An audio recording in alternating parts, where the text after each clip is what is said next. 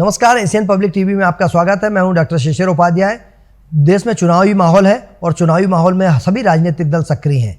देश के प्रधानमंत्री नरेंद्र मोदी ने कहा कि तीसरे कार्यकाल के पहले 100 दिन में और बड़े फैसले लेने जा रहा हूं। मैं पूरी तैयारी करके बैठा हूं। 10 साल में जो कार्रवाई हुई वह ट्रेलर है, अब बहुत कुछ फिल्म बाकी है। मोदी ने अजमेर के पुष्कर के मेला मैदान में चुनावी सभा को संबोधित किया। उन्होंने कहा कि भाजपा की सरकार देश के 80 करोड़ जरूरतमंदों को मुफ्त राशन देगी। 10 साल में 30 लाख करोड़ रुपए से ज़्यादा गरीबों के खाते में सीधे भेजे हैं। कांग्रेस की सरकार में पैसा बीच में लूट लिया जाता था। पीएम मोदी ने कहा कि कांग्रेस के एक पीएम ने कहा था कि दिल्ली से 1 रुपये भेजते हैं तो 15 पैसा पहुंचता है। यदि 30 लाख करोड़ रुपए उनके पास होते तो क्या होता? हमने जांच की तो पता चला कि कांग्रेस ने 10 करोड़ से ज़्यादा ऐसे फर्जी लाभार्थी बनाकर रखे थे जिनके कभी जन्म ही नहीं हुआ। योजनाएं उनके नाम पर चढ़ जाती थीं। आपके हक का पैसा सीधे कांग्रेस के बिचौलियों के पास जा रहा था। मोदी बोले, कांग्रेस ने झूठ का एक पुलिंदा जारी किया है। यह कांग्रेस को बेनकाब करने वाला घोषणा पत्र है। आप देखें कि हर पन्ने पर भारत के टुकड़े करने की बू आ रही है। कांग्रेस के घोषणा पत्र में वही सोच लगती है जो सोच आज़ादी के समय मुस्लिम लीग में थी।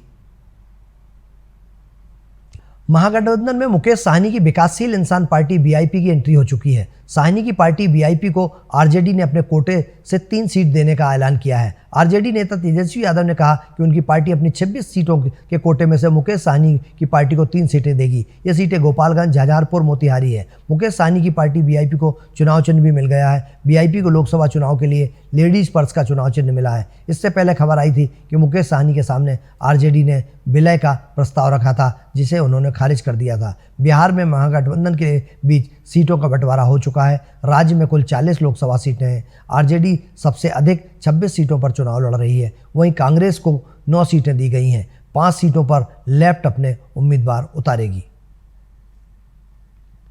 लोकसभा चुनाव 2024 के लिए कांग्रेस ने जयपुर के विद्याधर नगर स्टेडियम में रैली की। इस रैली में कांग्रेस पूर्व राष्ट्रीय अध्यक्ष सोनिया गांधी ने प्रधानमंत्री नरेंद्र मोदी पर बड़ा हमला बोला। सोनिया गांधी ने पीएम मोदी पर निशाना साधते हुए कहा कि यह देश कुछ लोगों की जागीर नहीं है। देश से बड़ा कोई नहीं हो सकता, लेकिन दुर्भाग्य से आज हमारे देश में ऐसे नेता सत्ता में विराजमान हैं जो लोकतंत्र का चीरहरण कर रहे हैं। आज लोकतंत्र खतरे में है। लोकतांत्रिक संस्थाओं को बर्बाद किया जा रहा है। हमारे संविधान को बदलने की कोशिश की जा रही है। ये सब तानाशाही है और हम सब इसका जवाब देंगे। उन्होंने कहा कि रोज की कमाई से खाने पीने का सामान इकट्ठा कर पाना मुश्किल है। रसोई गैस की बढ़ती कीमत हमारी माताओं बहनों के सामने मुश्किल खड़ी कर रही है। लोकसभा चुनाव के तहत जिले में मतदाताओं को मतदान के प्रति जागरूक किया जा रहा है। इसी क्रम में मतदाता जागरूकता कार्यक्रम के तहत साइकिल जागरूकता रैली का आयोजन जिला मुख्यालय स्थित चक्रपाणी स्कूल परिसर में किया गया, जिसमें कलेक्टर केएल चौहान एवं वरिष्ठ पुलिस अधीक्षक सदानंद कुमार भी शामिल हुए। रैली को जिला पंचायत सीओ एवं स्वीप नोडल अधिकारी दिव्या अग्रवाल ने भी हरी झंडी दिखाकर रवाना किया।